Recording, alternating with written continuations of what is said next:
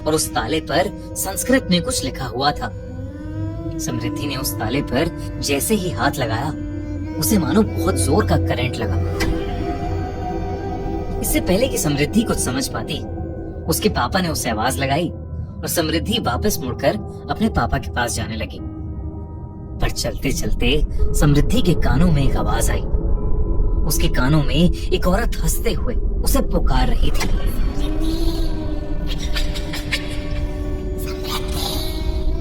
समृद्धि अचानक से वो आवाज सुनकर पीछे मुड़ी, लेकिन तभी वो आवाज आनी बंद हो गई। समृद्धि ने इसे अपना वहम समझा और वो अपने पापा के पास चली गई। उस रात गौतम और समृद्धि अपने अपने कमरे में सो रहे थे, पर तभी गौतम की नींद एक आवाज से खुली। गौतम को पास के कमरे से घुंघरू की आवाज आई।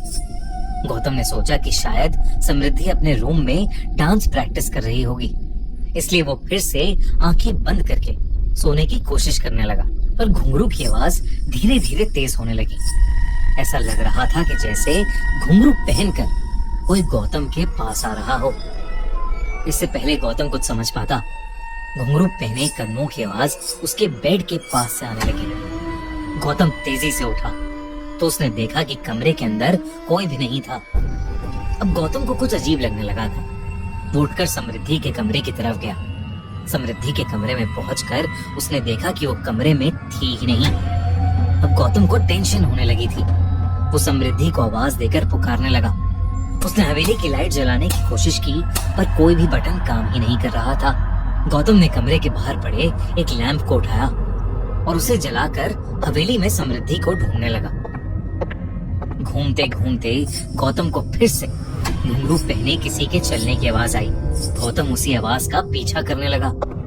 गौतम जितना उस आवाज के करीब जाता, वो आवाज उससे उतनी ही दूर जा रही थी। लेकिन उस आवाज का पीछा करते हुए गौतम ने खुद को एक कमरे के बाहर खड़ा पाया। उस कमरे का दरवाजा खुला हुआ था और उस कमरे के बीचों बीच में गौतम को कुछ ऐसा दिखा जिससे उसकी रूह कांप गई। उस कमरे के अंदर एक लड़की साड़ी पहने घुंघरू डालकर डांस कर रही थी। इससे पहले वो कुछ समझ पाता, गौतम को उस लड़की का चेहरा दिखा और उसका दिल दहल उठा। वो लड़की कोई और नहीं बल्कि समृद्धि ही थी। पर समृद्धि बिल्कुल भी नॉर्मल नहीं लग रही थी।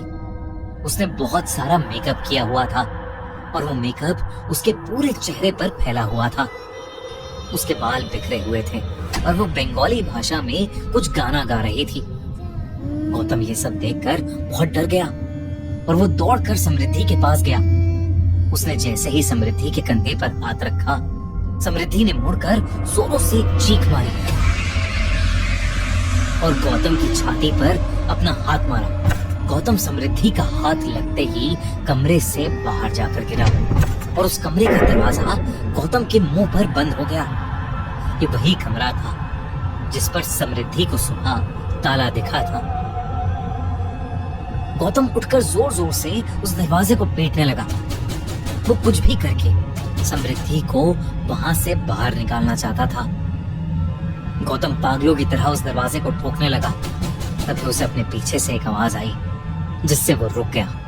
पापा, आप ये क्या कर रहे हो? गौतम ने जैसे ही पीछे मुड़कर देखा, उसके पीछे नाइट सूट पहने समृद्धि खड़ी थी। समृद्धि ने कहा कि वो अपने कमरे में सो रही थी और उसे जोर जोर से दरवाजा पीटने की आवाज आई, जिसे सुनकर वो वहां आ गई। गौतम को अब भी कुछ समझ नहीं आ रहा था। अगर समृद्धि अपने कमरे में ही थी तो उसे दिखाई क्यों नहीं दी, और उस कमरे के अंदर मौजूद वो लड़की कौन थी? इन सवालों से गौतम का सर फटने लगा था, पर वो समृद्धि को डराना नहीं चाहता था, इसलिए उसने समृद्धि को अपने कमरे में वापस जाकर सोने को कहा। गौतम पूरी रात नहीं सोया। सुबह होते ही वो हवेली के पास एक मंदिर में चला गया। गौतम भगवान में बहुत मानता था और उसने मंदिर में जाकर अपने साथ हुआ पूरा किस्सा भगवान की मूर्ति के सामने बोल दिया। गौतम नहीं जानता था कि मंदिर का पुजारी भी उसकी बातें सुन रहा है। जैसे ही गौतम मंदिर से जाने लगा, मंदिर के पुजारी ने उसे रोक कर पूछा कि आखिर वो रहता कहाँ है। और जब गौतम ने उसे बताया कि 2 दिन पहले ही वो पास वाली हवेली में रहने आया था, तो उस पुजारी का चेहरा सफेद पड़ गया। उसने गौतम को उस हवेली से तुरंत निकल जाने को कहा। जब गौतम ने पुजारी से बात की तो उस पुजारी ने बताया कि कई सालों पहले उस हवेली में एक राजा रहता था और मंजुलिका नाम की एक लड़की हवेली में नाच गाकर सबका मन बहलाती थी। पर धीरे धीरे राजा को मंजुलिका से लगाव होने लगा। पर मंजुलिका अपने साथ नाचने वाले एक साथी से बेहद प्यार करती थी। उस राजा को जैसे ही इस बात का पता चला, जलन और गुस्से की आग में उसने मंजुलिका और उसके साथी दोनों को ही जान से मार दिया। मंजुलिका की मौत हो गई, पर उसकी आत्मा उस हवेली में ही रह गई और आज भी मंजुलिका की गुस्से से भरी आत्मा उसी हवेली के एक कमरे में बंद है। गौतम को अब सब कुछ समझ आ गया था।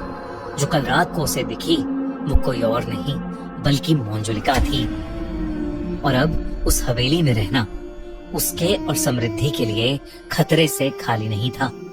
वो उसी पल समृद्धि को लेकर वहां से जाना चाहता था, लेकिन जब वो घर वापस गया तो समृद्धि मंजुलिका वाले कमरे में बैठी हुई कल रात जैसे साड़ी और घुंघरू पहने हुए उस कमरे में पड़ा पुराना सामान देख रही थी। गौतम ने समृद्धि को वहां से चलने के लिए कहा, लेकिन समृद्धि वहीं रुकने की जिद करने लगी। जैसे ही गौतम ने समृद्धि को डांटा तो समृद्धि अचानक से गौतम पर ही हावी हो गई।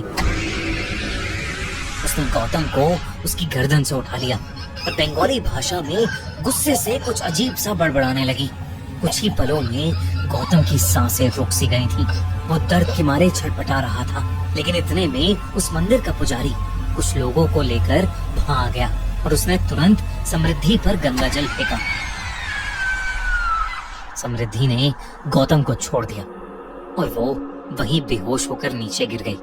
गौतम और उस पुजारी ने वहीं पूजा करके उस कमरे को फिर से ताले से बंद किया और गौतम समृद्धि को लेकर उस हवेली से हमेशा हमेशा के लिए चला गया।